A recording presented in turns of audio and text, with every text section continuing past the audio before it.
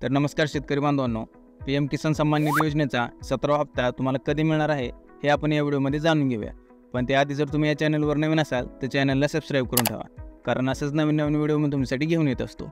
तर चला व्हिडिओ सुरू करूया। तर या महिन्यात तुम्हाला PM किसान सन्मान निधी योजनेचा 17वा हप्ता या ठिकाणी मिळणार आहे, पण त्यासाठी तुम्हाला KYC आणि कागदपत्रांची पडताळणी करणं या ठिकाणी गरजेचं असणार आहे। केंद्र सरकारनं 2018 साली पंतप्रधान किसान सन्मान निधी योजना सुरू केली होती। या योजनेच्या माध्यमातून सरकार शेतकऱ्यांना आर्थिक पाठबळ देते। आतापर्यंत 16 हप्ते शेतकऱ्यांच्या खात्यात जमा झाले आहेत। 17वा हप्ता देखील लवकरच जमा होणार असल्याची माहिती सूत्रांनी दिली। दरम्यान हप्ता जमा होण्यासाठी काही गोष्टींची पूर्तता करणं गरजेचं असतं। तर ती पूर्तता काय आहे?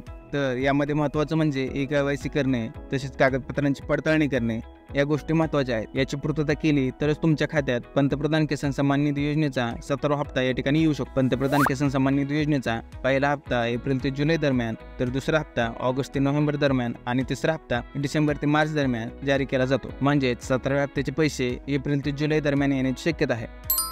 सध्या लोकसभा निवडणुकीमुळे देशात